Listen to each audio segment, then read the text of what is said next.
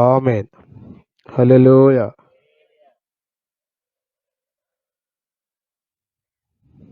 Mark సువార్త 10వ అధ్యాయం 35, 34 వరకు రాత్రి చూసాం. మొన్న శుక్రవారం 28 నుండి 31 చూసాం. మల్లవోలు కూటంలో మొదటి వచనం నుండి 15 వచనాలు 16 వచనాలు అక్కడ ధ్యానం చేశాం. కొంచెం మీరు క్రమంగా వస్తే వాక్యం త్వరగా అర్థం అవుతుంది. మీరు అప్పుడప్పుడు వస్తే, వారానికి ఒక రోజు స్కూల్కి వచ్చేవాడు ఏమి నేర్చుకుంటాడు చెప్పండి? అక్కడ ఒక లెక్క, అక్కడ ఒక లెక్క, అక్కడ ఒక ప్రశ్న, అక్కడ ఒక ప్రశ్న వస్తుంది అంతే. క్రమంగా వస్తున్నప్పుడు మీకు వాక్యం అర్థం అవడానికి అవకాశం ఉంటుంది. స్తోత్రం. శుక్రవారం 2 గంటలు వాక్యం చెప్పాను నేను. ఒక 5-6 వచ్చారు. 100 మంది వచ్చినా వాక్యం చెప్తాను నేను. 100 మంది వచ్చారు కాబట్టి ఎక్కువ చెప్పి 5 వస్తే కొంచెం చెప్పి అట్లా ఉండదు. అట్లా ఉంటే సేవకుడే కాదు. ఎంతమంది ఉన్నా నా ఉద్దేశం ఏంటంటే మీకు వాక్యం నేర్పాలి, నేను కూడా నేర్చుకోవాలి. సమయం కొంచెమే ఉంది. వీలైనంత వరకు దేవుని వాక్యాన్ని నేర్చుకుని పాటిస్తూ భయభక్తి కలిగి జీవిస్తే ప్రభు ఒకరోజు వస్తాడు, గొప్ప ప్రతిఫలాలు ఇస్తాడని నేను నమ్ముతున్నాను. మీరు వాక్యం నేర్చుకోకుండా మిగతా అన్నీ పట్టుకుంటే మీ బ్రతుకు అస్తవ్యస్తం అయిపోతుంది. నిత్యత్వంలో మీకు ప్రతిఫలాలు ఏమీ ఉండవు. వాక్యం వినడానికి చదువుతో పనేమి లేదు. చదువుకోవడానికంటే చదువు రాలేదనొచ్చు, వినటానికి ఏముంది? శ్రద్ధ పెట్టి వింటే చక్కగా వాక్యం అర్థమవుతుంది. స్తోత్రం. హల్లెలూయా. మీరు వాక్యం విన్నారంటానికి గుర్తేంటి తెలుసా? వాక్యం విన్న తర్వాత వాక్యం అంతటిని ఎత్తిపట్టి ప్రార్థన చేస్తారు. వాక్యం విన్న తర్వాత ప్రార్థన చేయమంటే, ప్రభువా గేదె నాయనా, ప్రభువా ఎండలుగా ఉన్నాయి నాయనా, ప్రభువా ఇత్తనాలొడ్డు కొనలేదు నాయనా అని ప్రార్థన చేస్తున్నారంటే అర్థం ఏంటి? మీకు ఒక్క మొక్క కూడా వాక్యం లోపలికి వచ్చి కూర్చున్నారు అంతే. సుఖం లేదు. వాక్యమే బ్రతికించేది, వాక్యమే బాధల్లో నెమ్మదిచ్చేది, వాక్యమే మన పాదాలకు దీపం, వాక్యమే మనలను సరిచేసేది, వాక్యమే మనలను దిద్దేది, వాక్యమే ప్రభు ఎదుట మనలను నిలబెట్టేది. కాబట్టి వాక్యం మీరు వినండి, జాగ్రత్తగా పాటించండి. స్తోత్రం. హల్లెలూయా. 10వ అధ్యాయం 35వ వచనం. జబదయి కుమారులైన యాకోబు, యోహాను ఆయన యొద్దకు వచ్చి, బోధకుడా, మేము అడుగునదెల్లా నీవు మాకు చేయగోరుచున్నామని చెప్పగా, యేసు ప్రభు దగ్గరికి వచ్చారంట. ఎవరు? జబదయి కుమారులైన యాకోబు, యోహాను. చెప్పండి పేర్లు.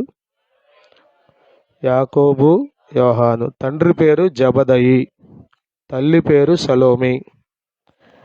సలోమి అని ఉంటుంది మనకి ఆ చివరి అధ్యాయాల్లో, యోహాను తల్లి అయిన సలోమి అని. ఈ యోహాను తెలుసుగా మీకు? యేసును బహుగా ప్రేమించిన శిష్యుడు, యేసయ్య చేత ప్రేమించబడినవాడు, యేసయ్య రొమ్మున ఆనుకునేవాడు. ఎప్పుడు యేసయ్యకి దగ్గరగా ఉండేవాడు అంట. సంతోష్ ఇటు కూర్చోరా, ఇటు తిరిగి. వాక్యం వినాలి, నువ్వు ఆడుకున్నావేంటి? మీరిద్దరు కూడా ఖమ్మం బ్యాచ్, వాక్యం వినాలి. అరే ఇక్కడ పంపించు, మళ్ళీ ఇక్కడ పంపించు.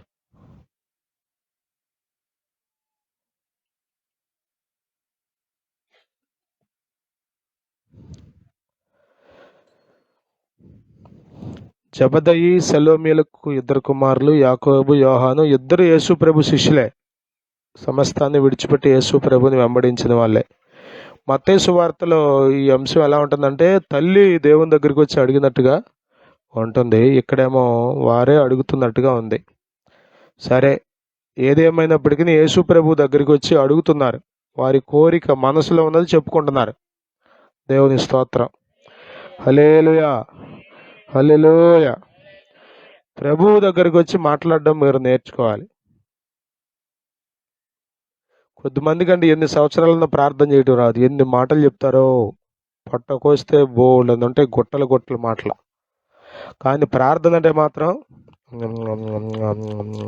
ఆమె ఏం చేశారు కాళ్ళకి తెలియాలి. ఎవరికి వినపడదు ఇక. ఎందుకని వినపడితే మళ్ళీ పరుగు పోద్దని భయం. యేసు రక్తమే. మీరు నమ్మండి, 10 సంవత్సరాలు స్కూల్కి వెళ్ళి వాళ్ళు కూడా రాకపోతే పిల్లోడిని చూసి ఎంత బాధపడతారో మీరు. మిమ్మల్ని చూసి దేవుడు మేము కూడా అదే బాధపడతాం, ప్రార్థన చేయడం రాకపోతే కదా. ప్రార్థన చేయడం రాకపోతే ఏముంది చెప్పండి. ఏమోలేండి, నేను అన్నిటికీ ఇదో మాట బలి, నేను చదువుకోలేదండి. ప్రార్థన చేయడానికి చదువు అవసరమా? ఇప్పుడు పవన్ ప్రార్థన చేస్తున్నాడు, డిగ్రీ చదివాడా, ఎంబీఏ చదివాడా? అమ్మ ప్రార్థన చేస్తుంది, ఎంత చదివారు వాళ్ళు? సరే నేనంటే చదువుకున్నాను అని అనొచ్చు మీరు, చెప్పండి. వీళ్ళందరూ చదువుకున్న వాళ్ళ? ఇంకా మాట్లాడితే భక్తులు, బైబిల్లో శిష్యులు, వాళ్ళు ఏమైనా చదువుకున్నారా? పేతురు ఏమైనా బాగా చదువుకున్నాడా? చేపలు పట్టుకునేవాడు. మీరు చదివితే అపోస్తలుల కార్యముల గ్రంథం, ఆ పదం ఉంటుంది అక్కడ, మీరు చదివితే 4వ అధ్యాయం 12వ వచనం, 13 వారు పేతురు యోహానుల ధైర్యమును చూచినప్పుడు వారు విద్య లేని పామరులు, అంటే అర్థం ఏంటి? అస్సలు అక్షముక్క రాని వాళ్ళని. పండితుడు వ్యతిరేక పదం, పామరుడు. విద్య లేని పామరులు, అర్థమవుతుందా? ప్రార్థన చేయడం నేర్చుకోవాలి. ప్రార్థన ఎలా వస్తుంది చెప్పండి? ప్రార్థన ఎలా వస్తుంది? రోజు కూర్చుని ఇంట్లో ప్రార్థన చేస్తే ప్రార్థన వస్తుంది. రోజు కూర్చుని ప్రార్థన చేసుకుంటే ఇంట్లో ఎక్కడ కూడా వస్తుంది. అర్థమవుతుందా? నా కోరికల్లో ఒక కోరిక ఏంటంటే, సరే మీరు బెదిరిపోతారేమో, అన్నీ చేయట్లేదు, కానీ మీలో ఒక్కొక్కరితో మైకిచ్చి ప్రార్థన చేయించాలని. పురుషుల దగ్గర నుంచి మొదలెట్టి ఫస్ట్ మైకిచ్చి, అయ్యా ప్రార్థన చేయండి, వాక్యం అయిన తర్వాత వచ్చే ఆదివారం కనబడరేమోనని. యేసు రక్తమే జయం. ఇప్పుడు పాఠం చెప్పిన తర్వాత పరీక్ష పెడుతున్నారుగా స్కూల్లో. ఎందుకని? ఎంతవరకు పాఠం వచ్చిందో లేదో తెలుసుకోవడం కోసం.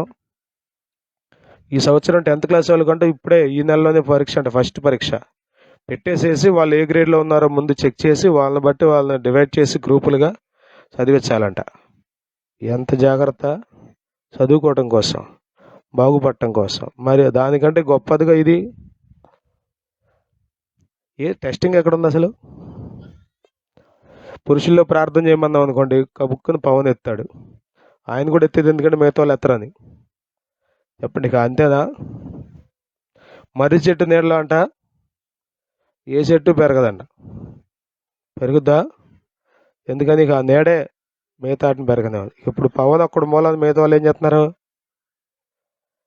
నేను పవన్ని కించపరిచి మాట్లాడట్లా. మిగతా వాళ్ళు చేయకూడదా ప్రార్థన? పురుషుల్లో ఒకరు ప్రార్థన చేయమంటే చేయకూడదా? మాట్లాడరు చూడండి అసలు. ఇప్పుడు దాకా ఎన్ని మాటలు చెప్పారో చెప్పండి. చేయకూడదా ప్రార్థన? ఎందుకు చేయరు? ఎట్ట అడిగితే కష్టమయ్యా అంటారా? నేను కాబట్టి ఎవరు అడుగుతారు మిమ్మల్ని? అంటే మీరు ఇచ్చే కానుక తీసుకుని ప్రార్థన చేసి పంపించేయటమే నా పని. కొంచెం కష్టంగా ఉన్నా, పోయినసారి కూడా మీకు చెప్పా, మీ గురించి లెక్కప్పు చెప్పాల్సిన బాధ్యత. ఒరేయ్, పెద్ద బోధలు చేసావు కానీ కనీసం వాళ్ళకి చిన్న మొక్క ప్రార్థన చేయటం నేర్పలేదురా నువ్వు అని దేవుడు అడిగితే ఏం చెప్పను నేను? చెప్పండి, ఏం చెప్పను? మనకు అన్నీ తెలుస్తున్నాయి. వేడి తెలుస్తుంది, చెమట పడతాం తెలుస్తుంది, వడదెబ్బ తెలుస్తుంది, కానీ ఆత్మీయ సంగతులు మాత్రం తెలియట్లా. ఘోరం. అపవాది అట్లా మనోనేత్రాలకు మూసేసి గుడిదనం పెట్టేసి, అది అర్థం అవనిట్లా, మిగతా అన్నీ అర్థమవుతుంది. ఎంతమందికి వాక్యం చెప్తుంటే 2-3 అర్థం అవట్లేదని చెప్పండి. స్కూల్లో కూడా అదే జరిగేది. ఒక్కొక్కరికి ఏమైనా సపరేట్గా పాఠాలు చెప్తారా మాస్టరు? కానీ ఆ టాప్ వచ్చేవాడు ఏంటాడు? అదే మాస్టర్ చెప్పిన పాట విన్నాడు. ఈ తప్పేవాడు ఏంటి? అదే మాస్టర్ చెప్పిన పాట విన్నాడు, కానీ ఈడేమో తప్పాడు, ఆడేమో పాస్ అయ్యాడు. శ్రద్ధ గల వారందరి ప్రాణం పుష్టిగా ఉంటుంది. శ్రద్ధ గలవారు ఏలుబడి చేస్తారు. హోంవర్క్ రాయమంటే మా పిల్లలు అద్భుతంగా రాశారు ఈ వారం. అంతేనా చూసినా? రెఫరెన్స్లు రాసుకొచ్చారు అందరూ. శ్రద్ధ గల వారికి వచ్చే ఆశీర్వాదాలు ఏంటి రాయండిరా సామెతల గ్రంథంలోంచి చూసి అంటే 4-5 రెఫరెన్స్లు రాసి ఇదిగో చూసుకో అన్నారు. అంతే. అసలు వాక్యం ఆశీర్వాదాలు రాయొద్దు. శ్రద్ధ గల వారి యోచనలు లాభకరం. శ్రద్ధ గల వారి ప్రాణం పుష్టిగా ఉంటుంది. శ్రద్ధ గలవారు ఏలుబడి చేస్తారు. ఎన్నో ఆశీర్వాదాలు ఉన్నాయి ఆధ్యాత్మికమైన విషయాల్లో. నాన్న కొంచెం చల్లగా ఉన్న చోట కూర్చోబెట్టరా బిడ్డలు, వేడిగా ఉందిగా. హల్లెలూయా వాస్తవం. మీరు ఆ ఓపెన్లో ఉన్నారు కదా, ఇంకెక్కువ ఉంటుంది సగ. మధ్యలోకి రండి. హల్లెలూయా. పసిబిడ్డలు కదా, కొంచెం కష్టం. లేకపోతే పంకుడింట్లో కూర్చుని ఉందండి. పెంకుడింట్లోనే కొంచెం చల్లగా ఉంటుంది. హల్లెలూయా. వీళ్ళు ఎంతమంది ప్రార్థన చేస్తున్నారో, ఎన్ని బాధలైనా పడతాం కానీ టెంట్ కింద కూర్చుంటాం అయ్యా అన్నట్టు ఉన్నారు మీరు. ప్రార్థన చేయండి, ప్రభు కృప చూపాలని. స్తోత్రం. ఒకరోజు నీ కష్టాలు ఉండవు, అప్పుడు హాయిగా పడుకోవచ్చు చర్చిలోకి వచ్చి. యేసు రక్తమే జయం. హల్లెలూయా. ప్రియులారా, ప్రేమతో నా మాటలు అర్థం చేసుకోండి. మీలో ఎవరి మీద 1% కూడా ఆయాసం నేను పెట్టుకోవట్లేదు, పెట్టుకోను. నాకు అది క్షేమం కాదు. నేను సేవకు పనికిరాను. ఏది చెప్పినా ప్రేమతోనే. ఎగతాళి చేసే మనసు లేదు, మిమ్మల్ని కించపరచాలనే మనసు లేదు, తక్కువ చేయాలనే మనసు లేదు. కానీ దేవుని యొక్క భక్తిని మీకు నేర్పాల్సిన బాధ్యత నా మీద ఉంది కాబట్టి ఈ విషయాలు చెప్తున్నా. దయచేసి పెద్దవాళ్ళు అయితే ఒక కొడుగ్గా తీసుకోండి. మీకంటే చిన్నవాళ్ళు అయితే మీ పెద్దోడిగా అన్నగా తీసుకోండి. ఏదైనా మంచిగా తీసుకోండి. ప్రార్థన చేయటం మాత్రం నేర్చుకోండి. ఎట్లా వస్తుంది? కారు దోలాలి నేర్చుకోవాలి అనుకుంటే వేసవకాలం అయిపోయింది. రోజు తిరుగుతున్న కారులోనే, కానీ ఎక్కడ కూర్చోట్లా? డ్రైవింగ్ సీట్లో కూర్చోట్లా. పక్కన కూర్చుని బోళ్ళని కబుర్లు చెప్తున్నా. అడుపాని అడనా, ఇటు తిప్పడనా. సీట్లో కూర్చోకుండా ఎట్ట వస్తుంది? మోకరించకుండా ప్రార్థన ఎట్ట వస్తుంది చెప్పండి? మీకు కూర్చుని ప్రార్థన చేస్తే ప్రార్థన వస్తుంది. అంతేనా? వంట చేయాలనుకున్నదానమ్మా అన్నారు అనుకోండి మీ పిల్లలు, ఏం చేయాలి మీరు? చెప్పండి. ఇవ్వాలి. వాళ్ళు వండాలి. వంటగదిలోకి రాకుండా వంట నేర్చుకుంటారా? అర్థమవుతుంది. మీరు ప్రార్థన చేసేటప్పుడు ఎట్లా చేస్తున్నారు ప్రార్థన? అసలు పాస్టర్ గారు ఎట్లా చేస్తున్నారు, పాస్టర్ గారు ఎట్లా చేస్తున్నారు, పక్కన విశ్వాసం ఎలా చేస్తుంది, ఎలా చేయాలన్నమాట నేర్చుకోవాలి. భక్తి అండి చూసి నేర్చుకోవచ్చు. అమాంతం అందరికి అన్నీ రావు, కానీ కొంచెం శ్రద్ధ పెడితే వస్తాయి. ఇక్కడ వీరిద్దరూ యేసు ప్రభు దగ్గరికి వచ్చారంట.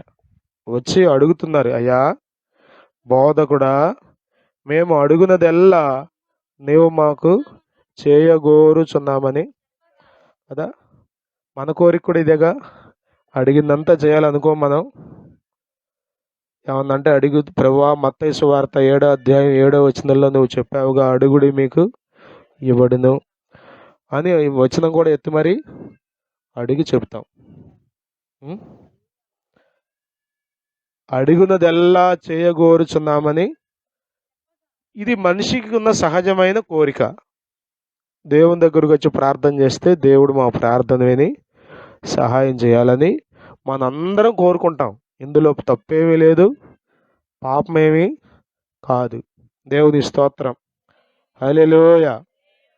అసలు అడగటం నేర్చుకోవాలి. అది నేను ఇందాక నుంచి చెప్పేది మీకు. అడగటం నేర్చుకోవాలిగా.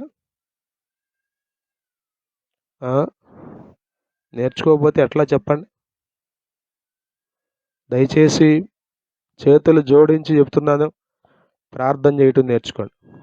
ఒకవేళ రాకపోతే మీ కూతురు దగ్గర, మీ భర్త దగ్గర, భార్య దగ్గర కూర్చొని, లేకపోతే మన విశ్వాసులు ఎవరో ఒకరి దగ్గరికి వెళ్ళి కూర్చుందమ్మా, నాకు ప్రార్థన చేయటం రావట్లేదమ్మా, కొంచెం నేర్పించమ్మా.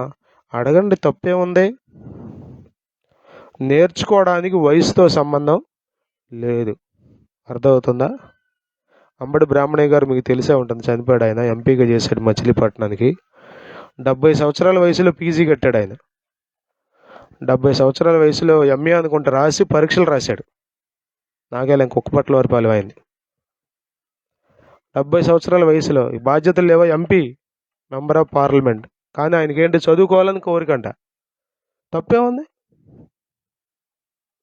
అర్థమవుతుంది మీకు?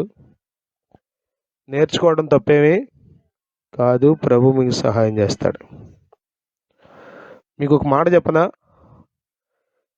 భార్యకు ప్రార్థన చేయడం వస్తే భర్తకు రాకపోతే భార్యదే బాధ్యత.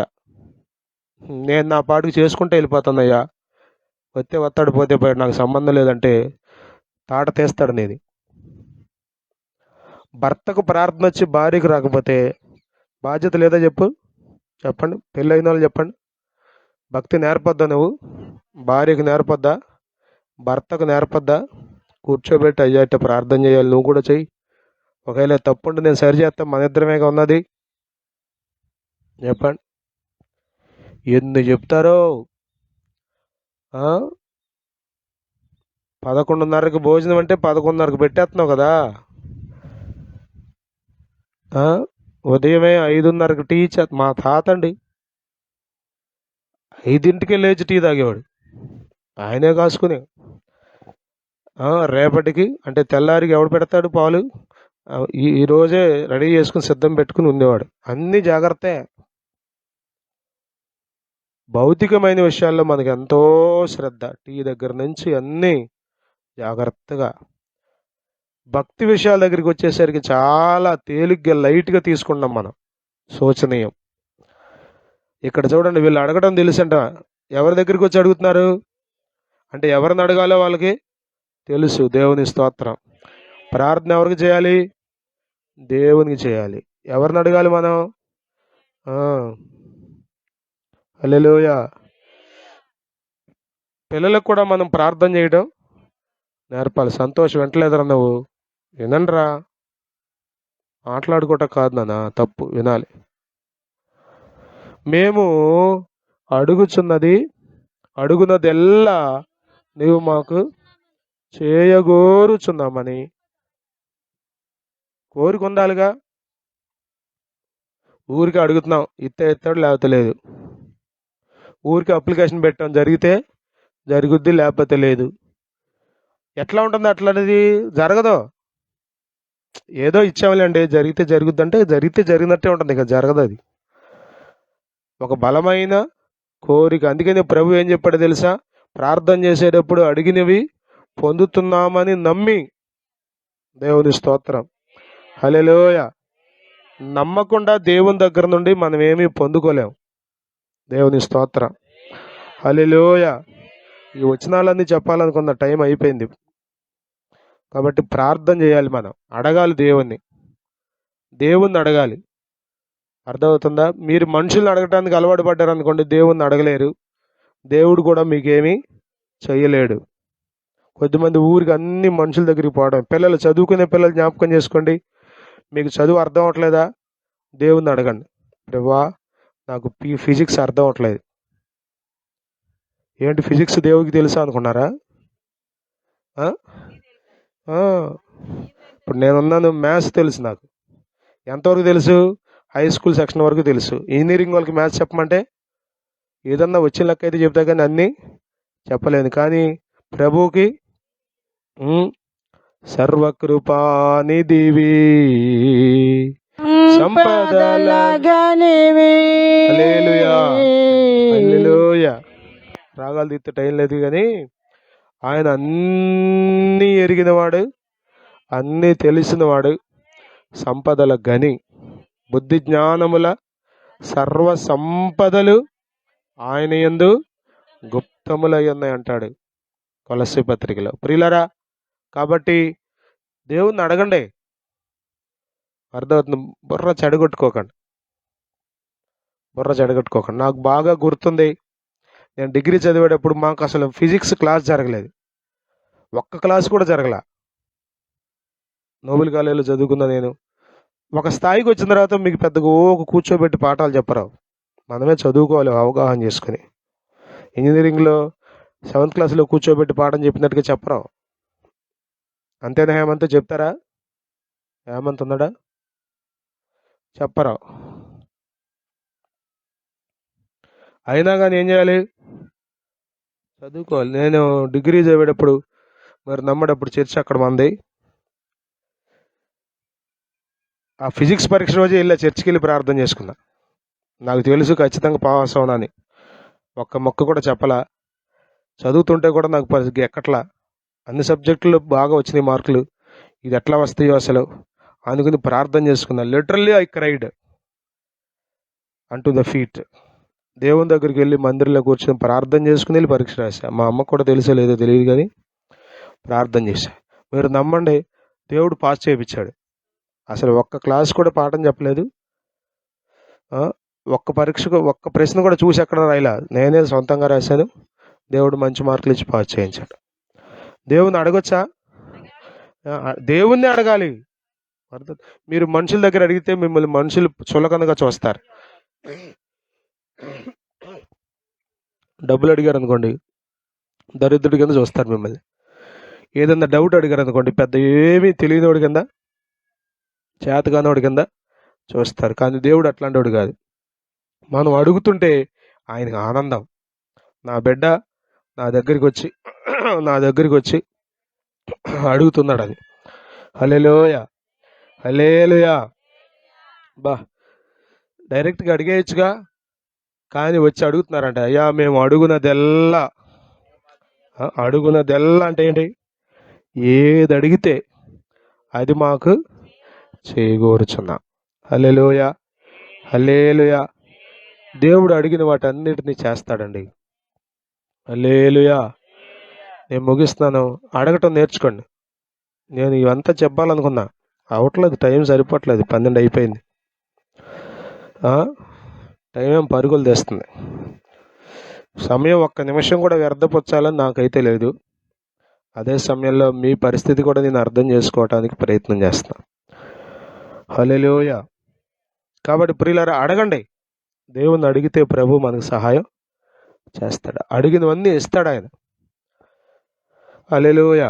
అక్కడ ఒక మాట అన్నాడు. అందుకు యేసు, నేను మీకు ఏమి చేయగోరుచున్నానని వారిని అడిగాను. నేను మీకేమి చేయగోరుచున్నాను. దేవుడు చేసే దేవుడు అండి.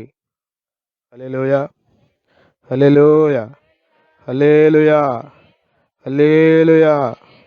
ప్రభు చేస్తాడండి. ఏదైనా చేస్తాడు ఆయన, ఎంతైనా చేస్తాడు ఆయన. ప్రభువుని అడగండి. దేవుణ్ణి అడిగి పొందుకోనోడు ఎవడో లేడు.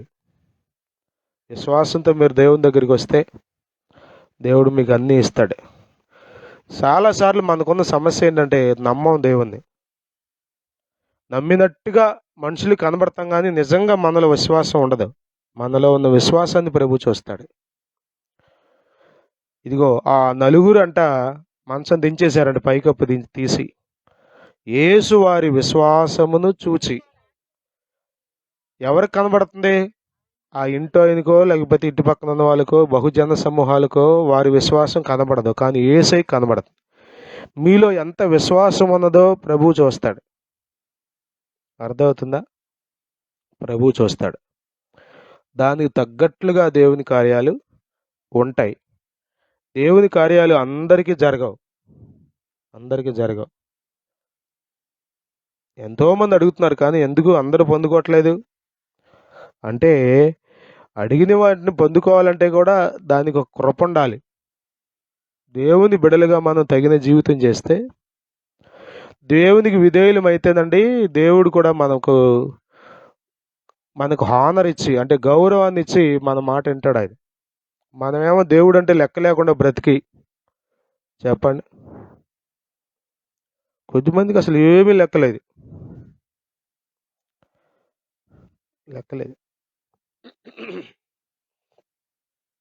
అక్కిశెట్టి అంకా గణేష్ అని ఒకడు ఉండేవాడు మాకు బడేవారిపాలెంలో చేసినప్పుడు. నేను ఇప్పటికీ నాకు ఆడి పేరు గుర్తు, ఇంటి పేరుతో సహా. వాడికి పాపం అక్షరం ఒక్క రాదు, కానీ మానక రోజు స్కూల్కి వచ్చేవాడు. మీరు నమ్మడు, ఎప్పుడు నా చుట్టూ తిరిగేవాడు. 10th క్లాస్లో నేను అనుకున్న, ప్రభా వీడు పాస్ అవ్వాలి ఆయన, ఒక్కరోజు కూడా మానకుండా స్కూల్కి వస్తున్నాడు ప్రభా. మీరు నమ్మండి, మహా మేధావులు తప్పారు ఆ సంవత్సరం, ఆడు పాస్ అయ్యాడు. ప్రభు కృప చూపుతాడండి. కొంచెం అందుబాటులో ఉండాలిగా, మందిరం అంటే ప్రార్థనకు రావాలిగా. మీరు దేవుడు అంటే లెక్కలేనప్పుడు దేవుడు మీ మాట ఎందుకు వింటాడు అసలు చెప్పండి? సామెతల గ్రంథంలో 1వ అధ్యాయం అంటాడు, నేను పిలువుగా మీరు పలకకపోతరి, మీరు వినకపోతరి, మీరు పిలిచినప్పుడు నేను నవ్వుతా అన్నాడు. చూసారా దేవుడు ఎలా రియాక్ట్ అవుతాడు? ఎందుకు నవ్వుతున్నాడు దేవుడు? ఎందుకు ప్రార్థన వింటలేదంటే మనం దేవుని విషయంలో లెక్క లేకుండా ఉంటున్నాం. ప్రియులారా, మీరు దేవుడు అంటే భయభక్తులు కలిగి ఉండండి. ప్రతి చిన్న విషయంలో జాగ్రత్తగా ఉండండి, లోబడి ఉండండి, విధేయత కలిగి జీవించండి. లెక్కలేనట్లుగా ఉండమాకండి. ప్రాచీనమైన వాటన్నిటిని విడిచిపెట్టండి దయచేసి. పాత అలవాట్లన్నీ విడిచిపెట్టండి. దేవుడు మీ మాట వింటాడండి. దేవుడు మిమ్మల్ని చూస్తాడండి. దేవుడు మీ తల ఎత్తుకునేటట్టుగా చేస్తాడండి. దేవుడు మిమ్మల్ని ఘనపరుస్తాడండి. ఆమేన్, హల్లెలూయా, హల్లెలూయా. అడిగిన వాటిని దేవుడు చేస్తాడు. ఎందుకు చేయడు? ఆయన దగ్గర లేవా? ఇస్తాడు ఆయన. కానీ మనకున్న క్వాలిఫికేషన్ ఉండాలి కదా. మనకి ఉద్యోగాలు ఉన్నాయి, కంపెనీలో ఉన్నాయి కదా అని అందరికి ఇచ్చేస్తారా? కంపెనీ వాళ్ళు ఏం చేస్తారు? రిటర్న్ టెస్ట్, దానికి 100 రకాలు వస్తాయి. ప్రిలిమ్స్, మెయిన్స్, ఇంటర్వ్యూలు, గ్రూప్ డిస్కషన్లు 100 పెడుతున్నారు. ఎందుకని? వాడు సమర్థుడైతేనే కంపెనీకి ఉపయోగం. అట్ట పనికి మాలిన ఊరు దాని పోయి వాడు అందరికి తీసుకొచ్చి ఉద్యోగం ఇస్తే ఏం చేస్తాడు చెప్పండి? కంపెనీ ఉంటుంది, అది విలువ ఉండదు. అడిగిన వాళ్ళందరికి ఇచ్చేడు దేవుడు. పరిశుద్ధంగా జీవిస్తూ దేవునికి ఇష్టలుగా బ్రతుకుతుంటే దేవుడు వారికి అన్నీ ఇస్తాడు. దేవుని స్తోత్రం, హల్లెలూయా. ఏమి చేయలేదు చెప్పండి అబ్రహాంకి దేవుడు? చెప్పండి. యేసుప్రభు అంటాడు తండ్రితో తండ్రి గురించి చెప్తూ, ఇదిగో నేను నా తండ్రికి ఇష్టడును, నేనేమడిగినా ఆయన నా కొరకు చేస్తాడు. నేను ఆయన అడగలేనని, అడిగితే దూతలను పంపలేడని అనుకున్నావా? పంపుతాడు ఆయన, కానీ అడగట్ల. నేను ఎప్పుడు సిలువలోకి వెళ్ళేటప్పుడు చెప్తాడు యేసుప్రభు, హల్లెలూయా, హల్లెలూయా. అర్థమవుతుంది మీకు? అక్కడక్కడ కళ్ళు మోస్తున్నారు మీరు, కొంచెం శ్రద్ధ పెట్టేదండి. అయిపోయింది. దయచేసి గమనించండి. మనం దేవునికి ఇష్టలుగా బ్రతికితే, దేవునికి ఇష్టలుగా అంటే అర్థం ఏంటో తెలుసా? దేవుడు మెచ్చుకునే వాటన్నిటినీ మనం తీసుకోవాలి, దేవుడు అసహించుకునే వాటన్నిటిని మనం కూడా అసహించుకోవాలి. స్తోత్రం. అప్పుడు మనం దేవునికి ఇష్టలుగా బ్రతుకుతాం. దేవుడు చేయమన్న వాటన్నిటినీ చేస్తూ, మానమన్న వాటన్నిటినీ మానేస్తూ జాగ్రత్తగా బ్రతుకుతుంటే దేవుడు అండి మనం అడిగింది ఎందుకు చేయడు చెప్పండి? పిల్లలు కాకపోతే ఎవరికి పెడతాం మనం చెప్పండి? ఇప్పుడు నేనే ఉన్నాను, నాకున్నటువంటి ఒక బలహీనత ఏంటంటే పేదరికాన్ని నేను చూసా కదా. మా పిల్లలకి నేను తాపత్రయపడతా ఏదోటి పెట్టాలని. వాళ్ళకి ఒక్కోసారి భయపడతా, ప్రభువా క్షమించిన ఆయన, వాళ్ళని పాడు చేస్తున్నానేమోనని. అంటే మనం పడ్డ కష్టం, మన పడ్డ ఆకలి. ఇక మీరు నమ్మండి, మాకు ఇక ఆకలి అంటే ఏంటి తెలుసా? ఇక అన్నమే. 5 సార్లు తినండి రోజుకి, అన్నమే. సద్దన్నం, పెరుగు, మామకాయ పచ్చడి, ఇదే. మీరు నమ్మండి, ఏదన్నా తినాలంటే నేను కొబ్బరికాయ కొట్టుకుని కొబ్బరి తీసుకుని జేబులో పెట్టుకెళ్ళేవాడిని స్కూల్కి. ఇక కొబ్బరే తింటాం. ఇది తెలియదు నాకు, జంతికలు, పునుకులు, పూర్ణాలు ఇవేం తెలియదు మనకి. కొద్దిమంది మా పిల్లలకండి క్యారేజ్కో బాక్సు, స్నాక్స్కో బాక్సు తింటున్నారా అసలు? ఒక్కోసారి అనిపిస్తుంది, ప్రభా పిల్లల్ని పాడు చేస్తున్నామేమో మేము. ఆకలి బాధ తెలిస్తే అన్నం విలువ తెలుస్తుంది. ఆకలి బాధ లేనివాడికి అన్నం విలువ ఏం తెలుస్తుంది? అర్థమవుతుందా? ప్రియులారా, ప్రభు అండి నమ్మదగినవాడు. మనం పిల్లలకి ఎంత మంచి పెట్టాలనుకుంటున్నామో దేవుడు మనకు కూడా అంత శ్రేష్టమైనవి ఇవ్వాలనుకుంటున్నాడు. ఇస్తాడు ఆయన. కానీ మనం ఆయన పిల్లలకు తగ్గట్లుగా ఉండాలి. పరువు తీసే పనులు చేయకూడదు. దేవుని నామం అవమానపరచబడేట్టుగా మనం బ్రతకూడదు. యోగ్యంగా బ్రతుకుతూ దేవుని బిడ్డలకు తగ్గట్లుగా జీవిస్తే మనం అడిగే వాటన్నిటినీ ప్రభు దయచేస్తాడు. బోధకుడా, మేము అడుగునదెల్లా నీవు మాకు చేయగోరుచున్నామని ఆయనను అడిగారు. కోరికతో రండి మందిరానికి. ప్రభా, ఈరోజు మందిరానికి వస్తున్నా, ఈ విషయంలో నాకు సహాయం చేయి ప్రభా. ఆశతో రావాలండి. కొద్దిమందికి ఏమీ లేదు. ఎందుకు వస్తున్నారు? ఏంటదమ్మా, చచ్చిపోతున్నాం ఎండల్లో. ఆశ లేకుండా ఎలా ఉంటుంది చెప్పండి? ఆశ లేనోడు ఏం పొందుకుంటాడు దేవుని దగ్గర నుండి? ఆకలి వారి ప్రాణాన్ని ఆయన తృప్తిపరుస్తాడంట.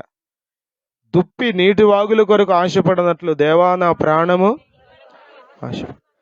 84 కీర్తనలు అంటాడు, జీవము గల దేవుని మందిరమును దర్శించుటకు నా ప్రాణము కేకలు, కోరిక లోపల ఆశతో రావాలి. ఆదివారం వచ్చేసిందా? వెళ్ళాలేవాలా చెప్పండి? చికెన్ షాప్కి బాగానే వెళ్తున్నావుగా, సంతోషంగా ప్లేట్ మంది కూర్చొని తినేటప్పుడు సంతోషంగా ఆస్వాదిస్తూ ఒక్కొక్క ముక్క తింటున్నావుగా, తిను, తప్పే ఉంది. కానీ దేవుని దగ్గరికి ఎంత ఆశతో వస్తున్నావు నువ్వు? జీవము గల నిన్ను దర్శించుటకు ఆశతో ఆశ ఉందా? వీళ్ళకి లోపల ఆశ పుట్టింది. నేను అనుకోవడం అన్నదమ్ములు కదా, ఇద్దరు అనుకుని ఉంటారు, రే యేసు ప్రభు దగ్గరికి వెళ్దాంరా. మనం అనుకుంటే ఏం జరుగుద్దిరా, వెళ్ళి యేసుని అడుగుదాంరా, దేవుడు ఇస్తాడరా అనుకున్నారు ఎప్పుడన్నా? అడుగుదాంరా యేసుని. కొద్దిమంది అండి కాళ్ళు చెప్పులు అరిగిపోయేటట్టుగా తిరుగుతారు అందరిళ్ళకి అప్పు కోసం. కానీ దేవుని దగ్గరికి వచ్చిన అరగంట కూడా ప్రభువా, మరి పరిస్థితి ఉందయ్యా, ఏం చేయాలి నాయన అడగరా దేవుణ్ణి. ఎవడా దేవుడు? అర్థమవుతుందా? నాకేమీ తెలియదండి, ఎందుకో దేవుడు అట్లా నడిపించాడు నా జీవితంలో. నాకు ఆశ్చర్యం. వెనక్కి తిరిగి చూసుకుంటే అనిపిస్తుంది ఇప్పుడు, ప్రభువా నువ్వెంత మంచి దేవుడు. 10th అయిన తర్వాత ఏం చదవాలో నాకు తెలియదు. చెప్పడానికి మా అమ్మకేం తెలుసు, మా నాన్నకేం తెలుసు, ఎవరికేం తెలియదు. పెద్దగా గైడెన్స్ ఇచ్చేటువంటి మా మేనమామ, ఆయన ఎక్కడ ఉండేవాడు, ఆయన ఏమో నాకు చెప్పేవాడు కాదు. ఆయన పెద్ద చదువుకున్న వ్యక్తి కూడా కాదు. ఎవరు నాకు గైడెన్స్ ఇవ్వాల? మరి నమ్మండి, ఒకే ఒక్క అప్లికేషన్ మా కాలేజీలో ఎంపీసీ గ్రూప్ పెట్టచ్చా. సీట్ ఇచ్చారు, చదువుకున్నా. నేను అప్పుడు కాలేజ్ సెకండ్, మా కాలేజ్ ఇంటర్మీడియట్లో. ఇద్దరం కాజోళమే, ఫస్ట్ సెకండ్ ఇద్దరు కాజే. చదువుకున్నాం. దేవుడు ఇస్తాడండి, దేవుడు నడిపిస్తాడు, చెయ్యి పట్టుకుని నడిపిస్తాడు. ఆమేన్, హల్లెలూయా. అడగండి దేవుణ్ణి. మరలా చెప్తున్నాను, చిన్నవి కూడా అడగండి దేవుణ్ణి.